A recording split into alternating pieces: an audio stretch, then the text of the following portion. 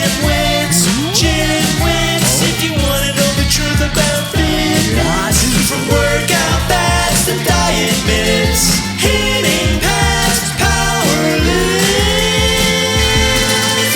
GymWits, GymWits. That's right. This little guy out there wants finished hits. Now we can't guarantee that you're gonna look great, but if you wanna stay in shape, well, you better. GymWits, GymWits. That's right, man. You tell 'em. Ladies and gentlemen, the future of weight loss has arrived. Have you tried for years unsuccessfully to lose that bulge? Well, your problems are over. Widogenics Lab, along with cutting-edge science, has created the new, most incredible weight loss formula known to man. It is the product the fitness industry does not want you to know about. All the experts agree that this product will make you lose all your weight. You will never have a problem. You will be skinny. You will be fit. No, Justin, you got to stop. No, the title was a bait and switch. We're really not going to talk about extreme weight loss. All right. Well, we will talk about extreme weight loss, but we're going to kind of talk about how it's not necessarily a good thing. All right. Yeah, so we're not selling. About it. Yeah, we're going to be honest about weight loss and obesity and the different factors that contribute to it. And Well, honestly, I think I'm a good salesman. oh yeah, no, you're a great salesman. You had me there for a minute. I kind of want to listen to that podcast. I feel bad about our topic now. But no, so honestly, well, I guess we didn't do our intro. So I'm Ryan George. I'm Justin Guild, aka Chef Sonic. And we are the GymWits. So Justin, I'm going to give you two examples of clients of mine. One I consider to be one of my most successful clients, and the other one I consider to be one of my biggest failures, because I don't think I did what I needed to do to really get the person where they needed to be. So I'm going to give you just superficial. Okay, person A lost 20 pounds over the course of 10 years training with me. Person B lost 80 pounds in 6 months. So which one do you think was the most successful one? Well, obviously, the person B who lost the most weight, is jumping off the page. But I have a feeling there's Yeah. something, else to this story. Of course, you know where that's going. Yeah. So I'll give you the successful one. So person A, the first person, he has been training for about 10 years now. And obviously 20 pounds in net loss and keeping that off is pretty good. But the reason why I consider one of my most successful stories is when he started, he didn't need to lose a lot of weight. So, needed to lose some weight, but the more important thing for him was that he just was inactive and just had a bad diet.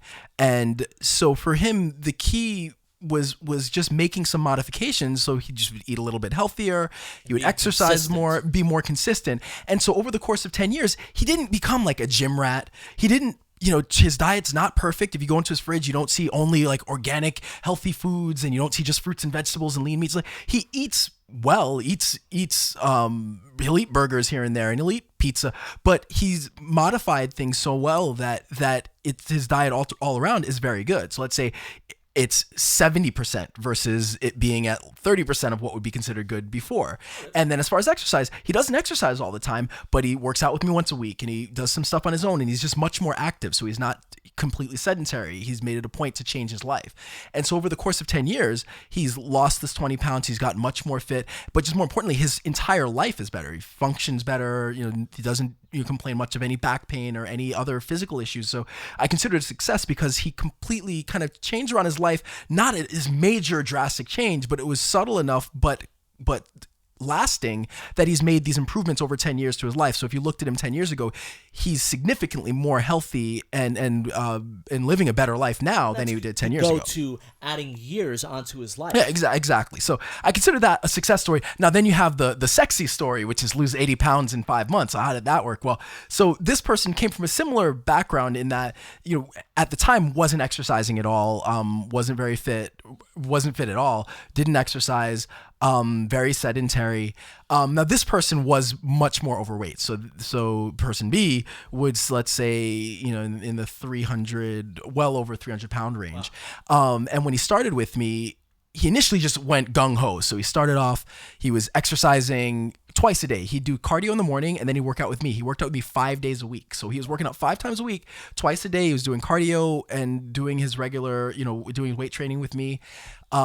His diet changed completely. He was preparing all his meals. It was near perfect diet as far as, what he was eating. If you were to say here, what's the perfect healthy, balanced diet, he was eating that. He wasn't necessarily an extreme diet, so it wasn't like on an Atkins type diet or eating very low calories, but the combination of the really clean diet and the exercise produced great results. So again, over 5 months, he just completely transformed to a large extent. Now, the problem was that at some point he reached the point where it just wasn't sustainable, and he would cancel sessions here and there. He'd tell me about this, the bad meals he had here and there, and then here and there became a couple times a week, and then a couple times a week became more often than not, and then next thing you know, 7 months in, he just wasn't training anymore and just completely fell off the wagon.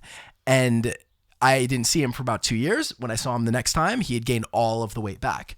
And then we restarted. And again, kind of the same thing happened. He went gung-ho, not quite as much, but pretty close, and lost a lot of weight and then fell off the wagon again. And so for me, I consider that a failure for me because I should have pulled him back a little bit. And I should have made it more of a gradual lifestyle change, because that type of drastic change just is not sustainable for most people. And that's where you find these yo-yo kind of dieters and these problems where you lose a lot of weight and then you gain it all back because you just can't sustain what it took to lose the weight. So yes, that would be more of a failure for me because it wasn't sustainable. And it's the sexier story, lose 80 pounds in 5 months. And he did, but we don't tell the story beyond that. So, and of course, it's a failure for him as well, because he probably genuinely wanted to lose the weight. He genuinely wanted to be fit and to be healthy, but just wasn't able to pull that off over the long term. Yeah, absolutely. And that's the problem is I think we always look at things short term, and it's the long term approach that really needs to be emphasized, and we need to find a way to do it. I don't know necessarily that I have the perfect approach. It's a very person specific, and it's one of the things we'll talk about. So today we kind of interchange. Weight loss and obesity. We'll be talking about both today. Obviously, they're not the same thing. Not everyone that wants to lose weight is obese. So we're going to discuss some of the factors. Initially, I want to discuss some of the factors just that do contribute to obesity or being overweight. Then we'll talk a little bit about how the fitness industry and the media doesn't help with it, and then we'll talk about strategies that you could implement. I think the focus today is more on obesity and on losing. If you want to lose, if you have a significant amount of weight that you'd like to lose, how to approach that properly. But some of this can apply to somebody. Let's say you're just looking to lose 5-10 pounds. Some of it will apply to you too, but it's a lot easier for somebody who has a couple of pounds to lose versus somebody who has a significant amount to lose, and it's a different approach. And so we're going to go over a little bit of that today. So what are the major factors that contribute to obesity? Well, I think one major factor, and this applies to obesity, fitness, to anything, is genetics. Sure. That's a part that we don't sometimes take into account, but genes play a huge role in it. Not everybody kind of responds the same to food and to exercise. You can have two people who start exercise at the same time and completely different results. And no one wants to say, well, you are how you are because that's how you were made. It's almost like it's bad to say that. It's like such a negative to say, oh, you can't overcome your shortcomings. And you see it all the time. People say, oh, through hard work and determination, you can overcome your problems. And yes, it's true to an extent, but let's also face facts that genetics play a huge role. You often see great athletes that are like, oh, well, I overcame these issues to go on and become a champion. But let's face it, they also were incredibly genetically gifted to begin with as well. So, while yes, someone can lose a lot of weight over time if they're genetically predisposed to being obese, it's going to quite frankly take a tremendous amount of work, and they still might not succeed at it over the long haul just because genetics plays such a powerful role in it. Yeah, and it's not something it's not something that people want to hear, but it is important to understand, and you don't want to stop somebody from trying to strive to be their best, but again, you do want to temper your goals sometimes, your expectations, and think about things gradually versus thinking about like, I want to look like the guy in the magazine or the girl in the magazine. But yes, I mean, it's just important that genes do play a role. There's, strong hereditary component. There's also, a lot of research now just showing how directly genes are linked to obesity. And, it's just something to be aware of when you're thinking about weight loss and thinking about trying to start a weight loss program. Another important factor is socioeconomic. Just statistically, there are higher rates of obesity for poor populations.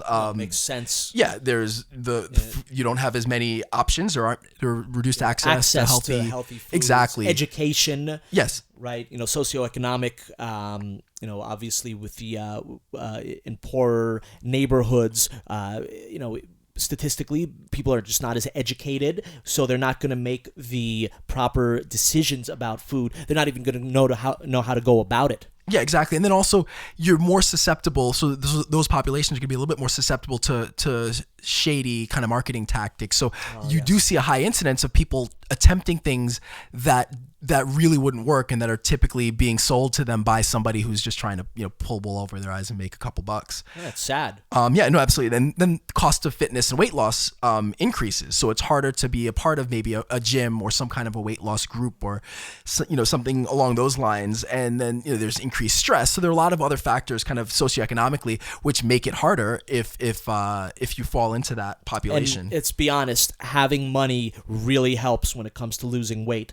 Means more sessions, people to help you with your diet, better food choices. I mean, let's be honest, it really does help, right? If you're struggling to make ends meet, oftentimes weight loss, fitness are going to be the last things on your mind. Oh yeah, well I find the more that I work, the more I spend so much money on food because I don't cook anymore. So in addition to, if you want to buy groceries that are healthy, it's going to cost you more money than if you go to a cheaper grocery. So you have that part, but then part B is like, if you work so much that you can't cook, you don't have time to prepare meals, you can spend tons of money. McDonald's is what's around. Yeah, exactly. So if you have the cheaper option, and you don't know better. Yeah, then it's really an easy, so it makes it downward tough. spiral. Absolutely. Then the other component then is obviously the food itself. So what are you eating? And we have an episode coming up where we're going to talk with a registered dietitian. We'll get a little bit more into the specifics on food. I want to make sure that when we're discussing that subject, we have an expert to talk about it with us. But just in our society, high fats, processed food, high sugar, large portions, these are all things that will affect us and lead to weight gain and significant weight gain. There was a recent study, actually just came out recently in the British Journal of Sports Medicine that identifies high sugar and carbs and not necessarily inactivity as the main culprit to weight gain and to obesity. And then you have diet foods, so foods that are marketed as diet, things like smoothies or Gatorade or frozen foods that are supposed to be healthy for you are not. They have very low nutritional content. In some cases, packed with preservatives. Oh yeah, packed with stuff. Sometimes packed with sugar. So it's like, it's low fat, but it's got tons of sugar. Sure. So we kind of live in a world where there's a lot of misinformation as far as what's really quote unquote diet, and which again is a whole issue in itself, like calling foods diet foods and it's almost a ridiculous concept of diet food. What is that? It doesn't mean anything. It sounds like something someone drew up in a marketing team. Yeah, absolutely. Like it is. It is. I mean, and it just kind of permeates our society. We all think about it, and I even use it when I talk about how someone eats. I say diet all the time. I always get mad at myself. Yeah. Like I need to find a new way to say this, like eating strategies or something like that, something better than diet, because it just diet just means what you eat. Yeah, essentially it does. But now it's become like what you have to eat to be healthy, and it's temporary. Like it just feels temporary. When you think of diet, you think temporary. You don't think lifestyle. Yeah. And speaking of lifestyle, actually, that's kind of the fourth kind of main component when it comes to this overall approach. If you're active, if you exercise, if you think about your diet, or if you think about what you're eating, and just sort of everything combined, and the choices you make, from day to day. Yeah, and it's being your environment, and your lifestyle choices are going to play a big role on weight loss and on your fitness levels. So if you're being very sedentary is really bad for your health. If there's increased risk of diabetes, type 2 diabetes. There's certain cancers, heart attack, strokes, weakens the immune system, decreased bone density, you lose muscle mass, depression, there's cognitive decline. There's so many things that happen when you're inactive that it makes it really important to be active. Now, here's an interesting thing is even if you exercise, let's say you wake up and you work out for 2 hours, 3 hours every day, but then you go sit in an office for 9 hours or 10 hours without getting up, you still suffer from all of the negative effects of being inactive. So you may be a little bit more fit. You can do certain things. Your strength levels may be up, but you're still going to deal with a lot of those negative side effects of being inactive. So it's really important that you're not only that you exercise, but that you exercise and that you're still not sedentary. So they're kind of separate things that you have to think about day to day. So even if you work out, again, you can work out twice a day. If you spend long periods of time inactive, then you're going to deal with a lot of those effects. Just as I know that you could probably do a whole podcast based on this question, but what are a few things that you can do to not be sedentary during the day? Besides working out, I mean, it's just a matter of getting up. Sometimes it's really just some people set timers. Like I tell people, you set a timer on your phone. Or now, one of my clients actually just got the Apple Watch, I guess, and so he has it buzz him. I think every hour or something like that.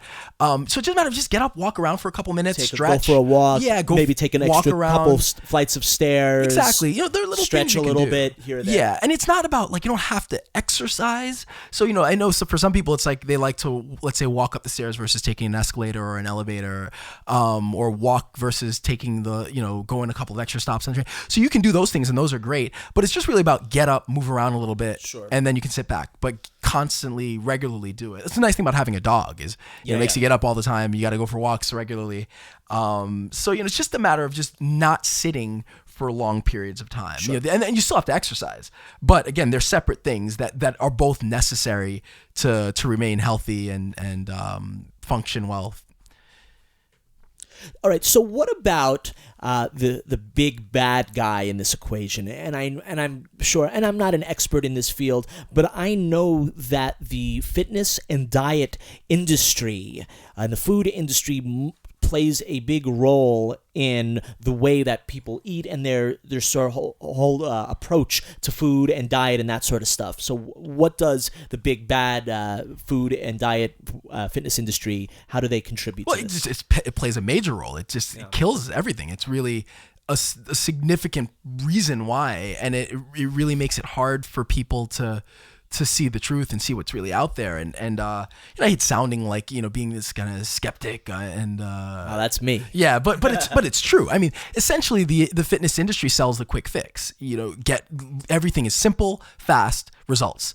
And it's just not realistic. As I told you, the story I told you earlier, this applies to lots of people. I've had other people have had very similar. I think that was the most extreme. It happens, when you look at like Extreme Makeover or something like that, like one of the most popular kind of health and fitness related shows, and it was horrible. They just losing the weight really fast. And I've seen stories on many of the contestants who you gain all the weight right back because it's not sustainable unless whatever network it is, I forget if it's ABC or NBC, whatever network has that, unless they keep them with a trainer and a nutritionist and they're on them after, you're just naturally gonna gain that back. And it's so funny to not to go off topic, but I've noticed this in society recently with all the social media and YouTube and stuff being up there where people are always trying to display what they can do. There has been this push for immediate results in everything.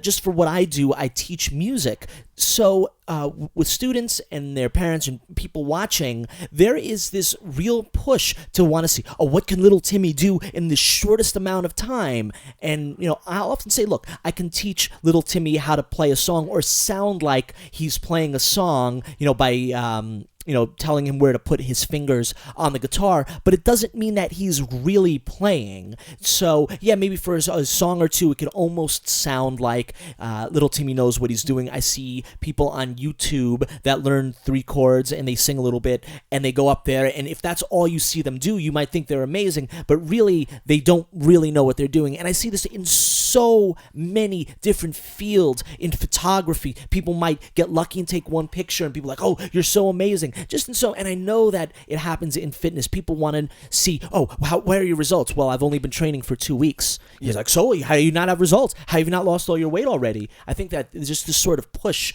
and people not having patience. Things take time. No matter what it is, to be good at something, to succeed at something, it takes time. Yeah, well, there's no value placed on the process anymore. All the value is in the result. Is in the results. But it's like, the whole, like 10,000 hours or whatever it is to master anything, that applies to weight loss. It applies to a lot of things. Sure. Nothing is a quick fix. And if it is a quick fix, again, if it's too good to be true, it probably is. And that's what happens with the weight loss.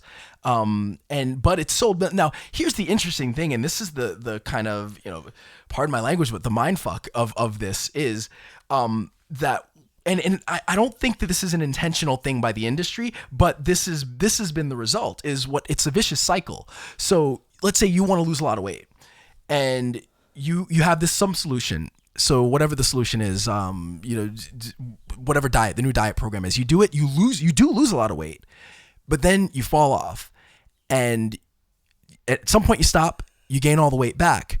What happens is you blame yourself. You don't blame the product. You end up blaming yourself for falling off the wagon. I didn't work hard enough. I didn't follow it exactly. completely. Yeah. And then when it's time to, when you're motivated to do it again, you go right back on the product. So the industry wins because you don't have lasting results, or a new product. But either way, you're sold on the fact that it works because it does work. But again, it's selling you the quick result. It's not selling you the process. It's not selling you on the lifestyle change. It's not selling you on the approach. And it's essentially putting a Band-Aid over a huge gash. Over a bullet. Exactly. Yeah. And so that's a huge part of the problem. And that's what we want to kind of fight against, or at least make people aware of. If you have if you need a quick result, great. But if you plan on changing your life, it's 99% of the time, it's just not going to work. Does the way that society portrays people, and maybe especially women, but men too, with beauty and being super skinny and fit and beautiful all the time, do you think that plays a role into how the fitness industry and the food industry markets their products? Yeah, absolutely. Because we idolize. I think we're in a society that really places our celebrities and aesthetic athletes beauty. We place that on a pedestal. So people look at that as the ideal, and they want that, or they want something close to that, and often they'll do whatever it takes, because that we judge. We're very a judgmental society, and we judge on aesthetics. So people will look at somebody and immediately make a judgment. I've seen this happen all the time. Make judgments on people just based on how they look, and so I think that that's a major part of the problem. So it's sucks to be so negative, but that is part of the issue. That's part of why we have this podcast, is to really kind of show, at least bring this to light. And if you can accept it if you want, but it's the truth. No, it is the truth. All right, so I'm sure that this, once again, could be another podcast just on this question. So what can someone do who is severely overweight, has the health risks?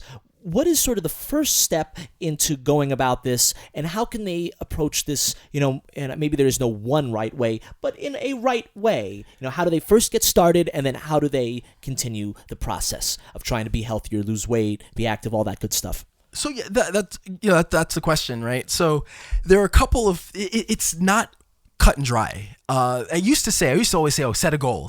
Goals are, that's what you hear all the time too. And I used to be part of that, is say, and I agree, goals are really important. A goal will get you something. If you have a goal, if you have a wedding or an event, or a fight or something where you need to lose weight, like that goal will motivate you and get you there.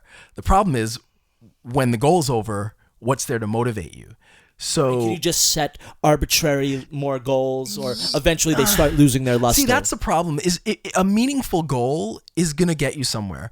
If you set a new goal, that can help. It absolutely can. But if it's not in the forefront of your mind, it really can start. It'll start to fall away a little bit, and it's easier to kind of fall off the wagon. So yes, setting goals is really important, and I'm a fan of it, and I try to do it with my clients, but it's not the be all to end all, and especially if it's not a meaningful goal to you. If you're just setting a goal to set a goal, it's not necessarily gonna be lasting. So, I think a few things are really, you kind of sit back and say, okay, what's my life? What do I want? Like, where do I see myself in 5 years? And think about fitness as a lifestyle change versus like, I want this. Like, you see a picture in your head, and that's the picture you want, and that's all you're thinking about. You got to kind of think, okay, where am I in a year? Where am I in 6 months? Where am I in a year? Where am I in 5 years? How can I modify my lifestyle to fit that? And so I think the first thing is really taking your life and making fitness fit within your life. Like the same thing, the example I gave earlier of the success story, that's essentially what we did, is we took fitness and modified it to fit his life. I didn't come in and say, all right, you got to work out 5 days a week and you got to do this and that and the other. It was, what's your life and how can we make fitness work for you? So that I think is one part. Another part is to think, okay, what have you done in the past? So often, especially if you're looking to lose a lot of weight, most people have tried many different things. And so to kind of examine what you've tried and whether or not it worked, how well it worked, why didn't it work? If it didn't work, why did you fall off? And try to avoid making those same mistakes again. There's another important thing is the diet and exercise are both important. So, we talk about eating strategies. So the eating is important, what you're taking in, but it's also important to exercise. There are a lot of important, now as far as weight loss goes specifically, the food is more important, but keeping your body functioning properly and staying off a lot of the effects of not exercising, it is important to move into exercise. Overall, as part of the overall process. So there's something I've wondered if this really matters. So if you work out and maybe you burn 800 calories during a workout, and then for your diet, you turn down the dessert, so you lose an extra 400 calories there. Over the years, does that really count? Does it really these extra workout that's an extra an extra however many thousand calories burned over the years that wouldn't have been burned, or if I had by saying no to this extra food, those are extra calories that over the years I would not have consumed. Does it really work in that way? Kind of like money, where hey, a penny saved is penny earned, and also if I put $1 away here, I keep on putting it away. Eventually, it adds up. Do workouts and little diet programs or food choices, do those add up over the years? That's a good question. I mean, mathematically, it would if you're realistically, yeah, but more so I guess, but it's not. I mean, it's hard to say because it's such a doesn't small. really work that way. Yeah. Your body doesn't really work. You don't want to think about it like that. I'll give you an example. It's not quite the same, but similar. Let's say someone, I say, okay, eat more fruits and vegetables. That's a guarantee, that's a common thing with fitness, with diet, is eat more fruits and vegetables. That's going to be healthier. Now, if you eat more fruits and vegetables, but you don't change anything else about your diet, you're doing something good in your brain. You think you're doing something good, but a lot of people will then offset that with doing something bad or not eliminating something. And that's actually, there's studies on that actually, that it's not necessarily, and it's not fruits and vegetables, but it's also fruits and vegetables combined with not eating as much bad foods or replacing bad foods with the fruits and vegetables. Yeah. So it does happen sometimes where if you do something good, you forget or you allow other bad things because you were doing something good. So yeah, I mean, it might, but I think it's more about, it's better than nothing. It's better than not having done those. Absolutely. It's better than not, but it's the overall approach that's important. And it's finding something that really is sustainable. Another thing that is useful is, I said goal, I'm kind of back and forth when it comes to goals, but one thing that is important is fairly regularly, maybe once a week, weighing yourself. You won't do it all the time, but if you weigh yourself once a week, that at least keeps you aware. It's on the forefront. Your weight stays there. If you do it too often, it can be discouraging. If you weigh yourself every day, and your weight can fluctuate as much as 5 pounds, even in a single day, you don't want to do it necessarily every day. But if you wait too long in between, you're not as aware of how your body's changing. So I think one thing is to weigh yourself once a week, and then also if you have access to a trainer that can do your body fat and measurements, or if you do measurements yourself, regularly assessing yourself and seeing where you're at versus where you were. So you don't necessarily need a goal, but you want to be able to see that you're making progress, and that'll help hold yourself accountable at least, while you're on your program. So I think at least keeping, and that works with my clients, is we'll do assessments and we'll check and see, I'll see where they're at. Even if you had a bad week, if you're aware of where you're at, it keeps that there, and okay, well, I got to do it again next month, so let me get my myself back together. Versus like if you just kind of push it to the side and you're not thinking about it, it's easy to just fall off and then not really, and kind of not think about hold it. yourself accountable. Like, it's like looking at calories. Sometimes, just looking at the calorie count on food will make you not want to eat it if it's really bad. Versus like if you just, even if you know it's bad, if you don't look at the calorie count, somehow you're able to kind of make that choice. Sure. So now with exercise, let's say someone is severely overweight and they haven't exercised in years, or maybe they never exercised.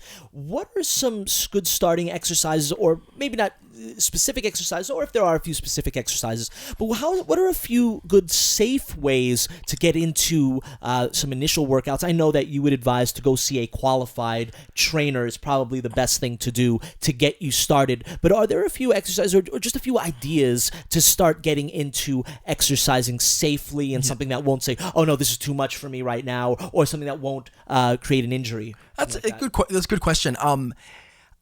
I think you like to incorporate some weights, maybe some walking cardio, light cardio, stuff like that. Yeah, it's very person specific. So I would say, if a person has a background in exercise, even if it's been a long time, then they can be a little bit more aggressive about it. So they might be able to do, use certain machines or use certain equipment or do certain things that maybe somebody who has very little or no experience exercising does.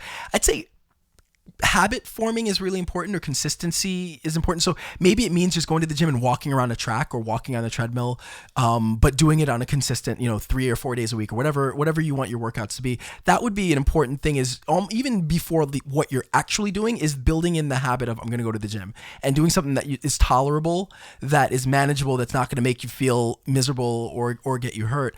I think, when it comes to, if obesity, sometimes there are a lot of other joint and physical issues that may come with it. So it is important to see a qualified professional. If that's not an option, then it's just starting slow and building up.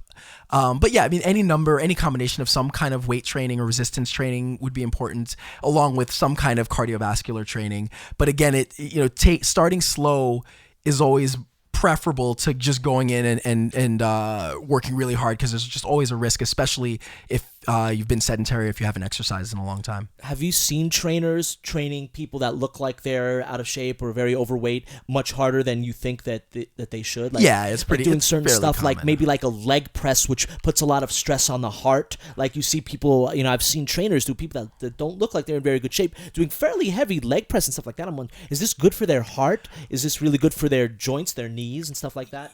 That's a tricky situation, because you don't necessarily know what the client-trainer relationship is. You don't know how long the person's been training. It's hard.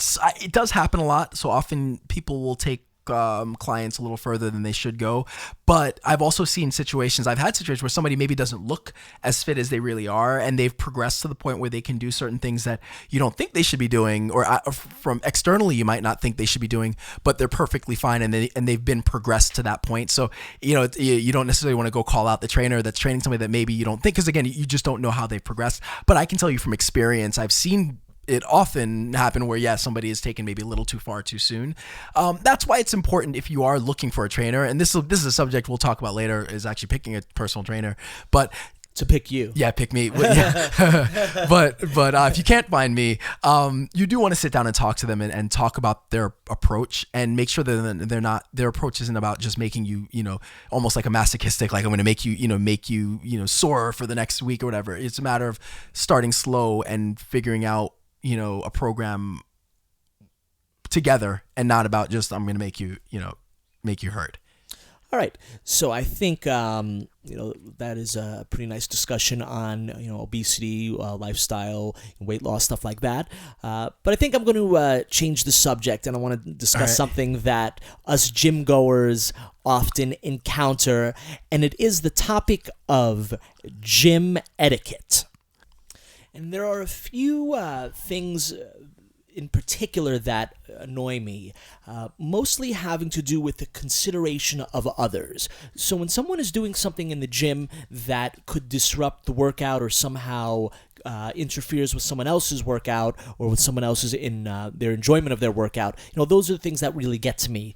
It actually happened recently in the boxing section of my gym. A lot of people like to do free weight lifts, whether they do like a deadlift type thing or something like that, because it's a somewhat of an open area and there's a big mirror so you can see yourself.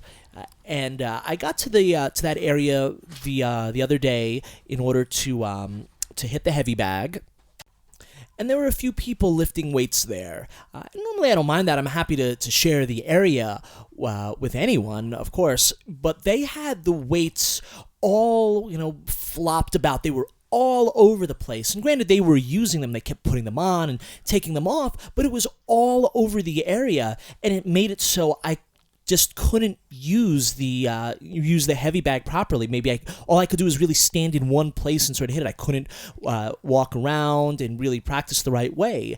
And I just don't feel that they had any consideration for the fact that this is the only place in the gym where I can properly do this exercise. They could do their deadlifts in a ton of different places in the gym, or they could have just done it there. If they had just moved over a little bit, had a little bit of consideration, it would have made my workout more enjoyable. What did you do about it? Well, I just basically, so I, waited there, and, I don't even know if they noticed or if they even cared. I warmed up. I did a few other exercises that I was able to do while I waited. And then when they left, this was the worst thing. What do you think they did?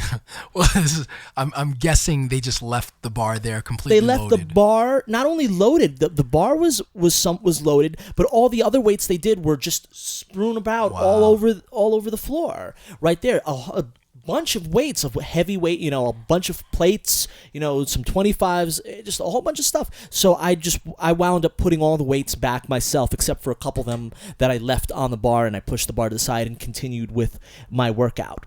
Yeah. So it's stuff like that that really gets to me, when people just don't have consideration. In that case, they just weren't thinking, this is the only place where I can do the exercise that I'm trying to do. They could have done that deadlift. And it wasn't like it was super crowded, the gym. It was later at night. There was plenty of room all over the gym. They have a couple designated areas for those types of lifts, none of which were being used at the time.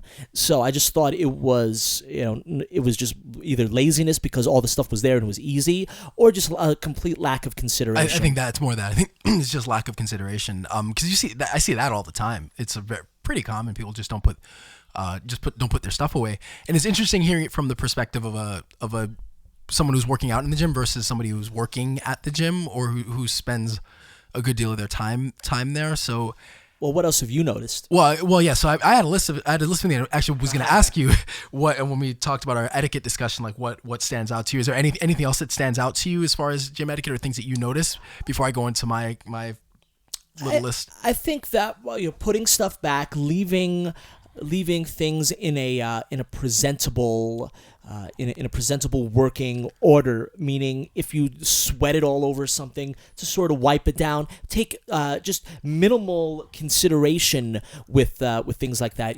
Putting stuff back. If you take something, return it.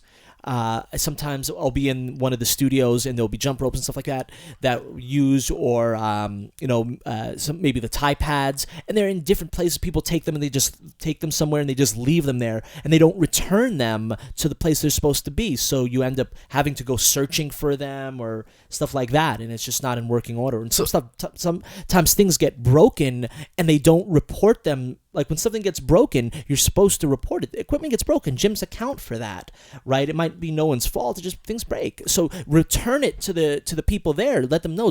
Don't leave a broken jump rope on the hook. It's just really question. This has popped up before. So let's say you same situation, right? You decide you want to do some deadlifts. So it's all set up for you. You do your deadlifts. Are you now responsible to put the weights back, or can you just leave it as you got it? If the weights are already there, yeah, it depends. There is an area in the gym where I like to do my my deadlifts, there's one area where it has these sort of rubber, the colored weights. Yeah. And in that area, the weights are always out. Yeah. They're never put away. But what I will always do, so in that case, I won't put them away, but I will always do this. I will always stack them when I'm done. Every time I'm done, I will stack them and put them in two organized piles so that they're easy to access and they're not in anyone's way. But let's say if you find something out that you then use, are you then responsible to put it away for putting it away? Do you feel or do you feel like it's okay to leave it as you found it? If it's weights that could injure someone, I will always put them away.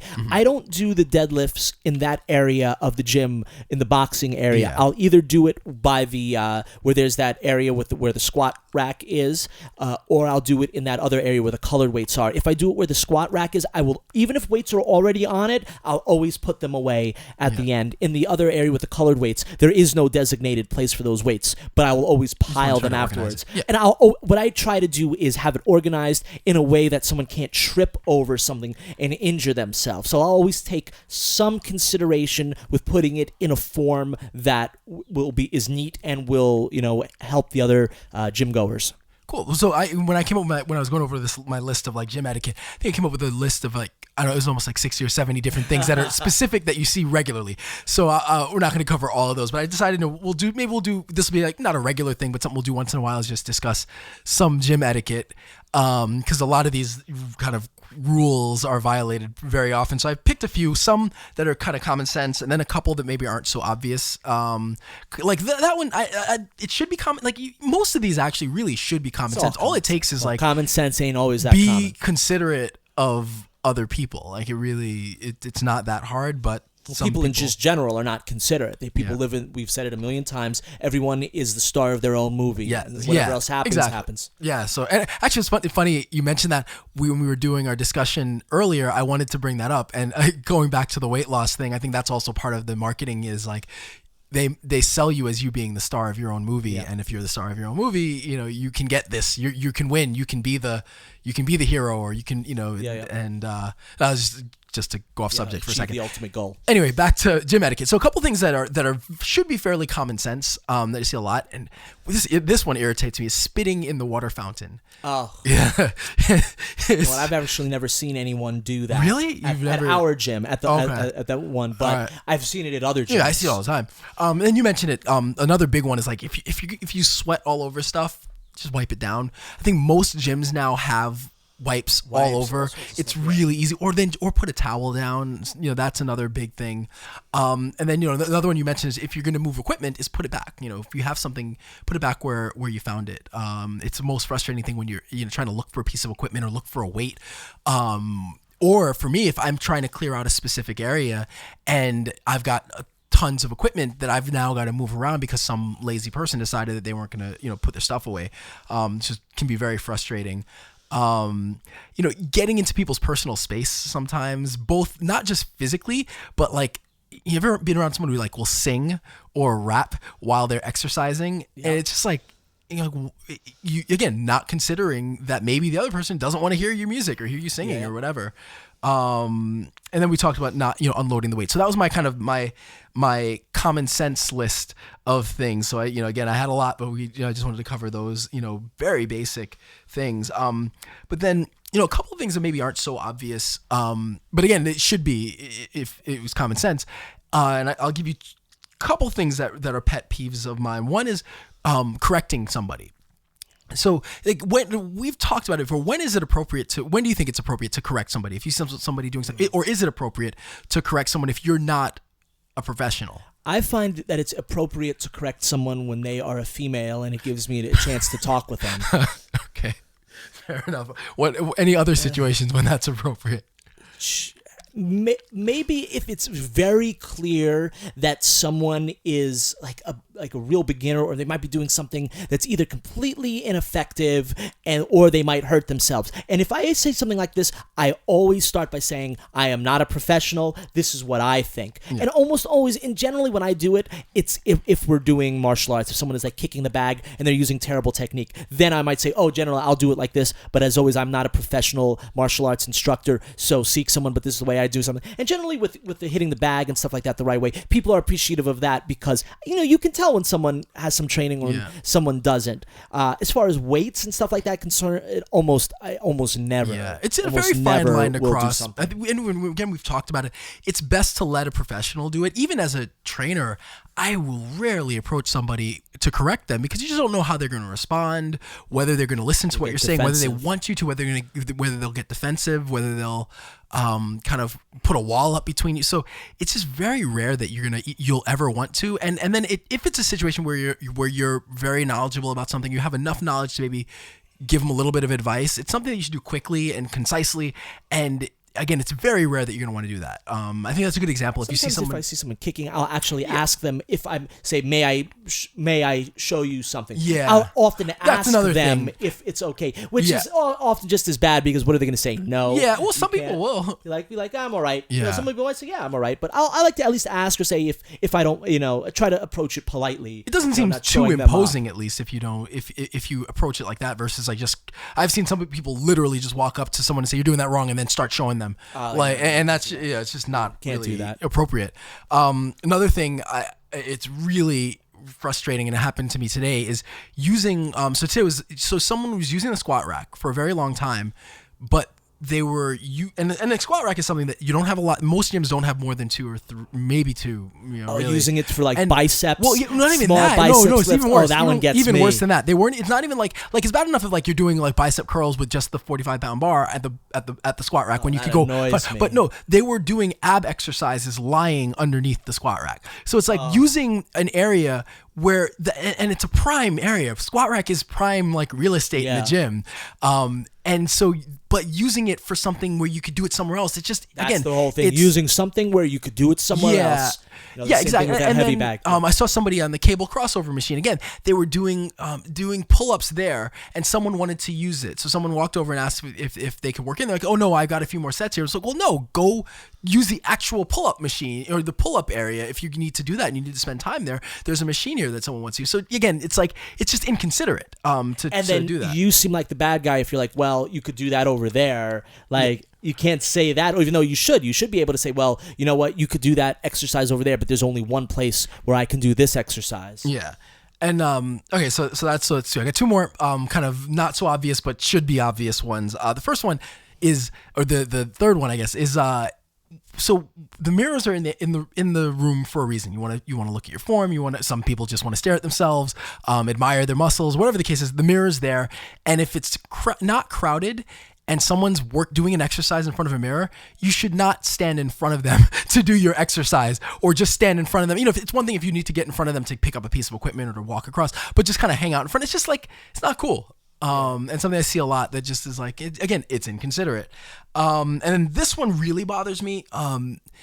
I don't work out late, and I don't work very late, so I'm usually not in the gym at closing time, but this is something I would see a lot. And then on the rare occasion that I am there late, I see it, is people basically, if the gym closes at 11, people will stay until 11 and then go take their shower. And it's kind of you should be out the door at 11. It's not fair people to there are not getting paid extra. Yeah, it's not fair to the people the maintenance people who then have to wait until you're finished with your shower and doing things at your time. So it's if the gym closes at 11, then leave at 11. If you want to work out till 11, great. But if you want to go shower and do whatever, then you should probably, finish early. Because again, it's not fair. And they can't, and a lot of the times it's they're lower on the kind of totem pole and they're not going to speak out and say anything. And so it's just kind of it's not fair to the person who wants to get home and get a good night's sleep or get back to their family to kind of hang out there. And something definitely I've noticed a lot. It's just kind of, again, it's inconsiderate, but some people just it doesn't even cross their mind. Yeah, people are always that way towards maintenance workers. They feel like they're second-class citizens, so they can act however they want. It's really sort of, really frustrating to watch when people act that way. What about this one, which I sometimes go back and forth on? Loud grunts and or dropping heavy weights so it makes that's a good one. smash. Funny, I had that on my list. I don't know why I didn't bring it. Well, For me, some people mind the grunts, and I know that if Planet Fitness or something, they'll joke about not being allowed to do that. I actually don't mind that if you legitimately, there is a technical reason why people grunt. It's to get that extra. It's kind of like a Kia or a Wei in martial arts. You breathe out so you get a little more force. There's a reason why people do it.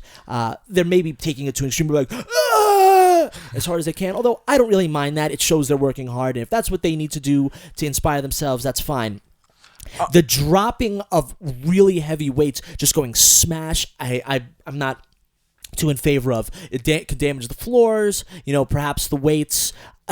But most importantly, let's say you're doing a lift where you're having something like that can be really distracting and jarring, and could either distract you. You could potentially injure yourself. It's just not. It jolts you. It's jarring. It's just, I don't think that it's the best way, unless it just absolutely can't be avoided. At least have some type of control coming down. I think so there are definitely situations when it's I don't want to say appropriate, but it's acceptable. If you're lifting a really heavy weight and you have those last couple, then that grunt is going to help. It absolutely can help you. If dropping the weights, if it's done in a controlled manner, on rare occasions it can be acceptable. But again, it's very rare, and it's got to be really heavy weights, and it has to be controlled. And you're right, like, it's jarring for other people, so you don't want to drop. I was at a gym, and I finally had to tell these. They were young, so kind of they just didn't know any better. But they would lift weights, and then they do 10 reps quick of something, and then slam the weights down. And it was more like attention-seeking behavior more than it was like, this weight's really heavy. It's like, look at how I'm lifting these, what it was, 50 pounds, and then slamming the weights down. Look at how strong I am. And that's a lot. Sometimes the grunting and the weight dropping is attention-seeking. Again, if you're at the last set of a very heavy weight, I get it, but you be aware of your setting. If you're in like a hardcore gym, there's some gyms where everyone does it and it's just accepted. That's part of it, and it's part of the culture. That's fine. But if you're at like your local, Planet Fitness or YMCA or something, or in a setting where the population maybe is not used to that, then you want to be aware of it and leave it for very, very rare occasions. And it's got to be safe. So again, if you're doing heavy bench press or heavy dumbbell press and you're going to slam the weights, make sure that area is clear, that there's no one around it. There's someone to spot you to help you control the weight down, and then it's just minimal. I've seen incredibly strong guys drop weights, but it's so controlled and done in a manner that it's not jarring. It's not super loud. It's just you hear the weights drop, but it's not like you don't feel like the ground's going to fall under you. So that's a very good one. I had it on my list of things to discuss today. And for people that do Olympic lifts and power lifts, they have a lot of gyms where people would do that. They have those rubber weights. Yeah. They have those places where you can drop the weight and it really isn't loud. They do. And I mean, some don't. But you just have to be aware of it. And again, it's really mostly common sense and mostly just being considerate of other people.